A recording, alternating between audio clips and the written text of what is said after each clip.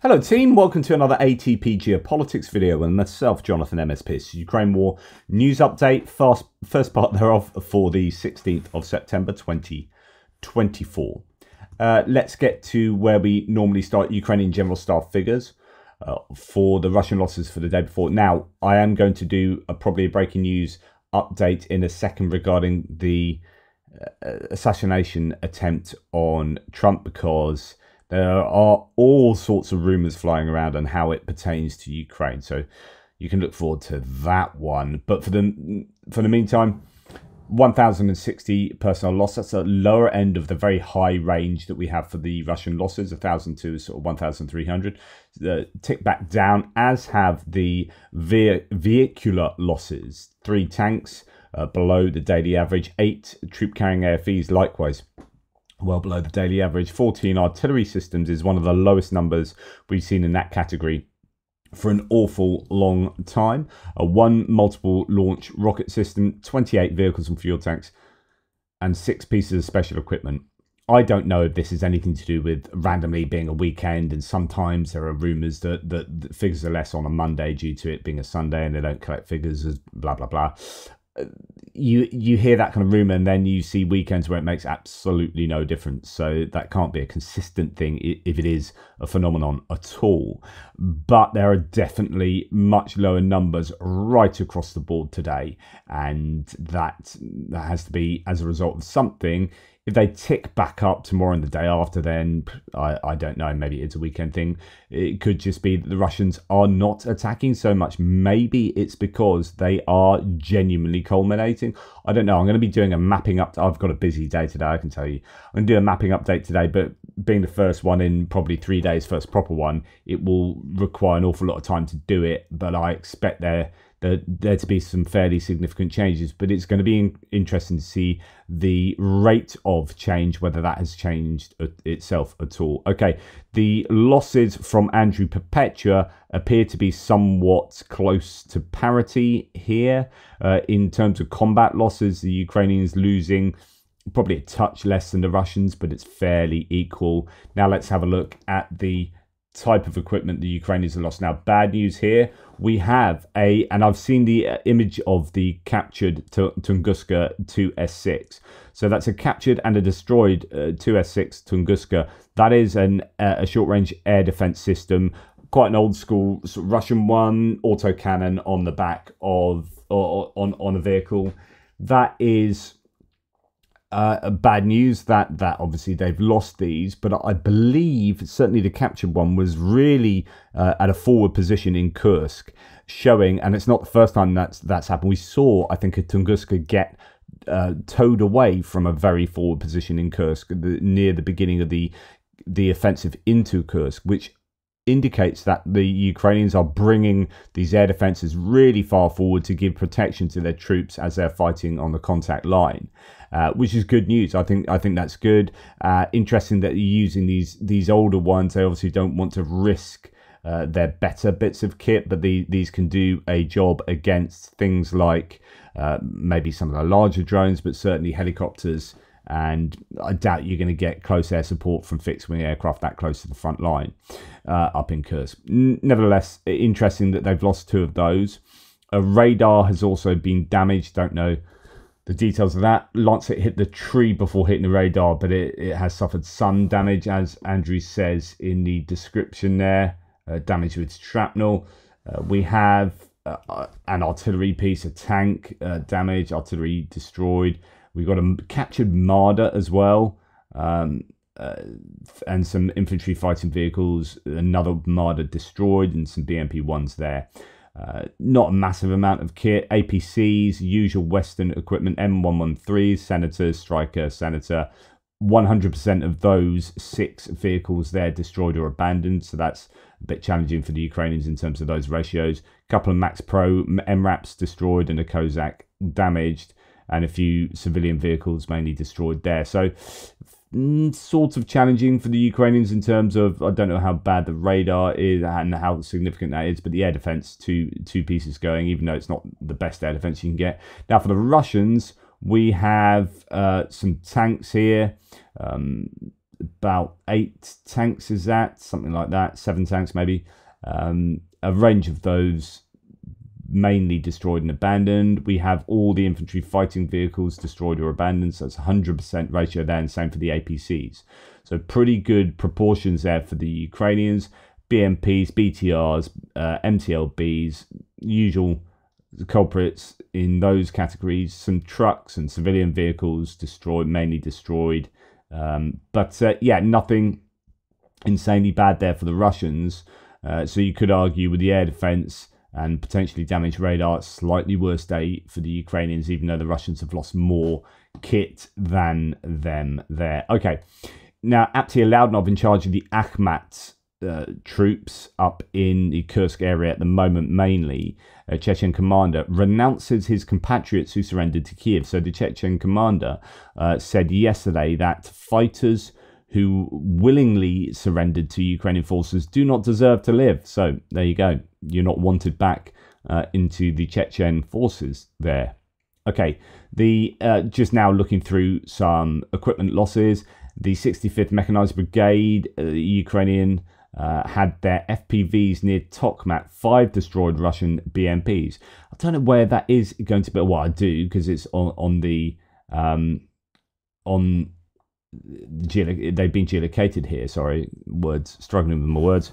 So I was just wondering how close that is to Tokmak, since yeah, Tokmak's not near the front line. That's right in top. So I know this map doesn't really tell you much in terms of front line, so I'll just draw it for you. But the front line basically goes like that. Polyhe as well. Those have been struck really quite a long way behind the front line. So if they've been hit by FPVs, that could indicate a really long range for FPVs. I'll have to check that on my map later, but to see what range that those FPVs have. Maybe they're operated with repeater drones, etc., etc. But to be taken out near Tokmak is I think fairly significant. 5 of them as well. And then when we go into this, BMD-2 infantry fighting vehicle with a cope cage destroyed near Lyubimovka in Kursk. So the Russians still losing some equipment up in Kursk. It's going to be interesting to see the next Nalcio announcement of how much equipment the Russians have lost in Kursk now that they have been doing these counterattacks, and the Ukrainians doing counterattacks both. And also on the bridgehead, you've got the Ukrainians trying to push on the east and the Russians pushing on the west. So both sides are doing these attacks, these offensive maneuvers, which means that both sides are likely losing quite a few bits of kit in the Kursk region. I'd like to see the ratios there. Right, Chris O'Wiki thread that's worth going through. I'll quickly run through this. So the rifle regiments of Russia's 51st and 3rd Armies, formerly the 1st and 2nd Army Corps, the LPR and DPR, so these are the Luhansk People's Republic and Donetsk People's Republic, that were initially kind of militias, freedom fighters, you know, in this civil war against the Ukrainian overlords, as it was kind of seen from 2014 onwards. But of course, they were just Russian proxies. They have now more formally been brought under the Russian military umbrella, but they are still, you know, not quite the fighting units that you would see in the conventional Russian armed forces, or at least as it would have been at the beginning of the war. It's all rather different now, and everyone's probably in the same boat. Anyway, they are facing a catastrophic, quote, catastrophic shortage of people and material support due to losses and disorganization, according to a source in one of the regiments. So the Russian, of course, pinch of salt, anecdote, yada yada. The Russian Ghost of Novorossiya Telegram channel reports the account of a signalman from one of the regiments with whom it says, quote, "We have been working for a very long time. The man's identity is not being disclosed in order to protect him from retaliation by his supporters." And superiors, sorry, not supporters.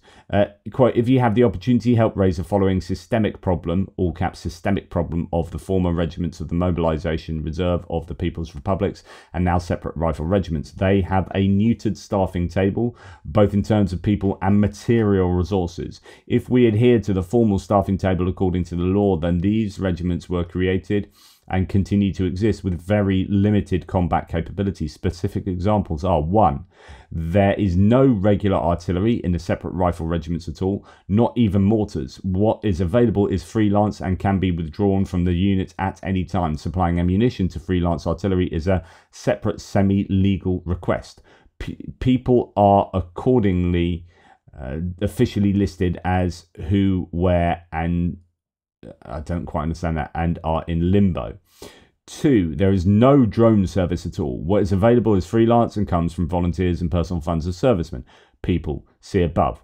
3, there is no air defence service and means at all. People, see above. 4, there is no NBC protection service at all, but at least they issued gas masks here, the only bright spot. 5, the regimental command is neutered. There is no operations department. All the work is at the general staff and the defence staff. 6, communications at the regimental command level should be provided by only a few people, and this is instead a communications company or at least a full-fledged platoon. The material base according to the staffing is from the times of Afghanistan. Everything else is unstaffed and comes at the expense of volunteers and personal funds of military personnel. People, see above. 7, with the medical service, the situation is similar according to the staffing, and such examples can be dug up even more than both for the standard material base and the standard of people. If this problem is treated with more or less understanding, then the holes are plugged by seconding people from the line battalions. But this also does not completely solve all the problems. A catastrophic shortage of people and material support. People are engaged in freelance work are actually in limbo. If a situation develops, as in the 87th Separate Rifle Regiment, then the result is very sad. Although the source, so back to Chris Owicki, although the source doesn't go into the detail about the causes of these problems, the former 1st and 2nd Army Corps of the LPR and DPR were only recently converted into regular Russian combined arms armies, as I mentioned earlier. They were previously subordinated to Russia's 8th Combined Arms Army. This process of consolidation would have included, in theory, increasing the staffing of the former corps by adding additional regiments, brigades and divisions. However, it seems that from this account that there is a critical shortage of staffing across the two new armies. Okay, anecdote, but it gives you an indication that they are struggling to staff all aspects, from communications to drones to they don't have mortars and artillery unless they get like what they call freelance people to work with them, but there's no guarantee that they will remain and can just be drafted away as quick as they come. So really interesting insight into the Russian military travails. Okay, Rostov left bank now. So I talked yesterday about some wildfires really causing issues in Rostov, and there's a lack of firefighting personnel in Russia, just in general. I think Russia's Rostov region is in flames. More than 50 fires have been registered in the Rostov region since the beginning of the day. Local authorities said now 30 fires are being extinguished, and smoke from them covers the city of Rostov. So lots of issues in Rostov at the moment. You can see that it is not looking good there for the region, and you can go and see various fires sort of ripping through different areas.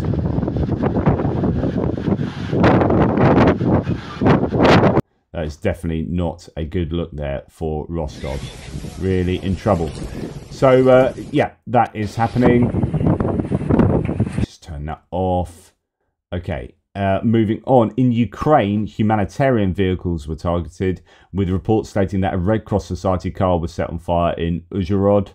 And indeed, that's interesting, because at the same time, the president of the International Committee of the Red Cross has arrived in Moscow on a visit. I wonder if Mirjana Spoljarik will even dare to ask why their workers were murdered last week when Russia attacked an aid truck. So if you remember, 3 Red Cross personnel were killed. She is meeting the Foreign Minister Lavrov.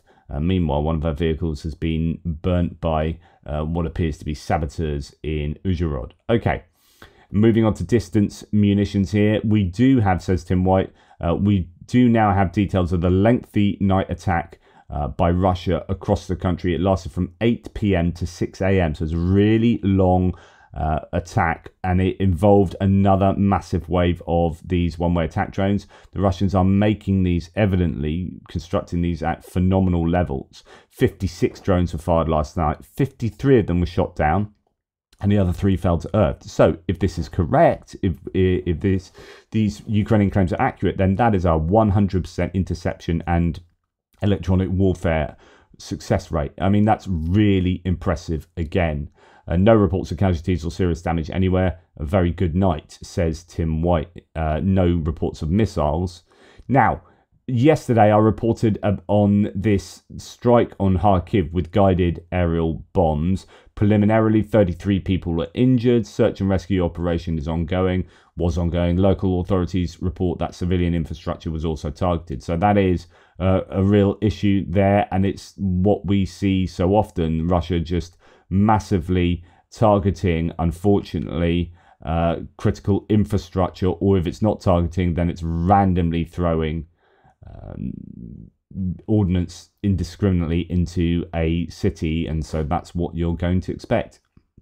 Now, today we are hearing that there's quite widespread shelling of Belgorod. Now, Belgorod is in Russia. I don't know whether shelling is the right word. Sometimes shelling is used not for shelling. So shelling, I would say is always artillery. That, multiple launch rocket systems, I do not determine as shelling, nor like HIMARS, but some Ukrainians or foreign media translate rocket attacks as shelling as well. So anyway, one of the most powerful shelling attacks in Russia has hit the city of Belgorod. Footage of the shelling is being posted online. Earlier, the Ukrainian authorities said they would shell Russia's Belgorod in return for the shelling of Kharkiv. Now, I've not seen that declaration anywhere, but that seems pretty risky for the Ukrainians to do. I completely understand why they'd want to do that when Kharkiv has been mercilessly persecuted by the Russian artillery and multiple launch rocket systems and surface-to-air missiles, and Kharkiv has had a really rough time of it. But for Belgorod to be coming under this kind of pressure as a sort of retribution doesn't allow Ukraine to maintain the moral high ground there. But I don't know if that's definitely the case. Residents post footage showing burning cars and smoke. 8 people are reported injured. One of the victims is in critical condition, others with moderate injuries. As a result of direct hits, a private house and more than 15 cars caught fire. Not sure what to think about this. And the other bit of news is coming out today, and almost certainly some psyopsy kind of rhetoric going on from the Russians. So the Russians are claiming that the Ukrainians are going to do a false flag operation to suggest that the Russians are planning on striking a children's institute in Kiev-controlled territory. So this is what the Russians are saying. Oh, the Ukrainians are going to do a false flag and pretend that this children's institute's been blown up by the Russians. And then the Ukrainians are saying this is exactly what the Russians say when they're going to actually try and strike somewhere like a children's institute in Kiev. So each side is trying to claim that there is going to be an imminent strike, and it's on some children's institution, and then it will be the fault of the other side. So yeah, make of that what you will. Right. Interestingly, so on to other bits and pieces, not too much to share with you at all, really. It's been relatively quiet morning, quiet night for activity and things to report. There's a big old mine. This is the Pivdeno-Donbaska 3 coal mine, just north of Vuhledar. There's a number of coal mines. The Russians have massively blown up the coal mine there, and it is supposedly, I mean, that whole tall building is no more. I presume that you're going to struggle to do any coal mining there in a hurry. They claim that the shaft was mined, that the whole area might well have been mined, and so they've just blown it up. But yeah, that's a huge shame, and another example of massive energy infrastructural damage being done by the Russians here. Yeah, interesting. So, Tendar reports on Kursk a little bit. This is from 7 o'clock last night, my time, so it's fairly recent. Development in the Glushkovko area in the Kursk region. So remember that bit beneath the same river where three sides are, blocked in by the Ukrainians and the top by the Russians, but that's a river that's had all its bridges blown. So it's activity going on under the river. Russians attacking into the Ukrainian side. Ukrainians attacking up north from Ukrainian territory into the Russian rear. The development in the Glushkovka area, Kursk region in Russia is very intriguing, both on an operational but also a strategic level. Russian channels report that the village of Veseloye has been taken by Ukrainian forces, which, based on the videos we have seen, is very likely. It brings Ukrainian forces in close range to Glushkovo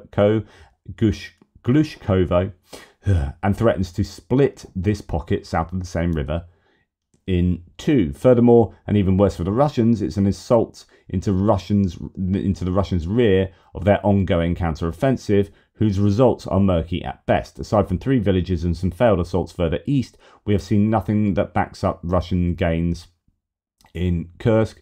It wouldn't matter much either when reflecting the following point. Having Russians commit resources in Kursk has been most certainly the very idea of the Ukrainian High Command. There's also something more going on. It's possible that Ukrainians were only waiting for this Russian counteroffensive operation. It not only forces Russians to finally commit their troops, including their reserves, in that sector, but also on top expose their artillery positions. Ukrainians now know that what the Russian tactical intents are. They, in return, can now effectively counter them. It is a highly mobile war, far from the trench wars in the Donbass. It forces Russians to fight a war in which they will utterly fail. On an operational level, this is how I would proceed against the Russian army. Now, let's just let's dwell on that a little bit. The Ukrainians attacked into Kursk. They took a load of territory relatively easily. Then they sort of ground to a halt as the Russians brought in their troops. Now, the Ukrainians will have been anticipating a Russian counterattack. I mean, that's the whole point. They're not going to keep on taking Russian territory forever. So they're going to say, right, at some point we're going to be attacked. Where are we likely to be attacked? Where the Russians going to amass their troops? Let's have a plan. So it is highly likely that it's not so much a trap, but the Ukrainians would have been anticipating a Russian move. And if their military hierarchy is worth anything, they would have been anticipating the Russian moves and would have had something in mind to either mitigate those moves or to do some kind of maneuver that undermines those Russian counterattacks. And that appears to be what they've done. I mean, I don't know if you could go as far to say that, they were drawing the Russians into a trap or anything as grandiose as that, but they will have been doing some kind of anticipation of the Russian moves. The Ukrainian operations south of Glushkovka are only backing up this assumption. The Ukrainian army obviously prepared for that gambit and are now pushing into another soft spot of the Russian defense, while Russians mindlessly run against Ukrainian fortifications. To say that Russians have no good plans is an understatement, both in Kursk but also in the Donbass region. As always, Russians are just wildly slashing and hammering like mindless slaves into their enemy, hoping to overwhelm them by only by numbers, and in the process consume insanely high resources, with substantial amounts of them being destroyed. Now, I don't know if that's true. I would hope that is true. Problem with the Russians is that they do have these overwhelming numbers, or at least they have had that traditionally over the course of this war. More, I think, significantly, they have aviation that can be brought to bear with huge numbers of guided glide bombs. So he concludes, it only reaffirms that Ukraine strategically is still in the defense mode, but never fails to exploit the situation where it can inflict painful damage upon Russians, where they didn't prepare for a Ukrainian operation. So we'll have to see what happens here. It is developing. I'll do my mapping later and let you know my tuppence. Right, okay, that's it for today. Just as I mentioned yesterday in my live, it's always nice when you get a bit of feedback. So, good morning from the US. I'm English and love your Ukrainian updates. In fact, I've talked on a local radio using your mentioned information. Thank you. So that's really cool when people say, right, I've actually put Ukraine's case across to others using your information, which is really really warms the old cockles. Someone else says, this is Seb726, says, I've not been on any radio shows, but I was going paddleboarding recently, and someone started to come out with Russian talking points to a big group of people. When he moved on from there's no point in voting as everything's corrupt and we are pawns being controlled, to saying we should not spend any money on Ukraine and the billions wasted that should be going to XYZ things that are underfunded, I tore him a new one with your information and also from Ukraine Matters channel. I recommended that he watches your global news videos as he is stuck in a spiral of the same news due to the YouTube and social media algorithms, and opening himself up to a wider set of news and viewpoints would absolutely challenge and shatter the beliefs he has been pulled into. Long-winded, sorry not sorry, but thank you. It's the knowledge I get here that gives me the ability to analyse, challenge and make up my own mind, not being pulled into an endless spiral of toxicity. That is one of my favourite comments. Like, this is exactly what we all need to be doing. When we are talking to mates, paddleboarding group, and someone comes out with Russian disinformation, you need to challenge that in a way that's not like in a way that's going to get them to take on that information. What often happens, you have the backfire effect where you present rational information against someone's position. They often will entrench into their original position and become even more fervent in their beliefs. So when you challenge someone, that's not always the best way of doing things. I tore him a new one. Hope sometimes that can have an effect. You can have someone that does a 180 shift. What you want to try and do is just nudge them gently to eventually be turning in a different direction, and that can be quite difficult if you're doing it like this. But either way, it's all about challenging, because even if that person entrenches in their original position and you fail to get them to move, what you're doing is communicating to that whole other group that there are really robust arguments against this guy's position. And it might be that you don't convince this guy, but what you do is convince these other people, or you get them to understand, you give them justification for supporting Ukraine where they might have been wavering. Now they're like, see someone that's strongly arguing for Ukraine with really rational, decent justification, and that shores them up in their own maybe shaky beliefs. So it's not always about this person, often about these people. It's really important, guys. Keep up that work and let me know if you've had success in this kind of domain, because it's really important. We are all operating in public spaces to differing degrees, whether that be online or in reality out there in the physical world. It's really important that we do the right thing for Ukraine and for politics in general. Okay, thank you for watching. Take care, and I'll speak to you relatively soon.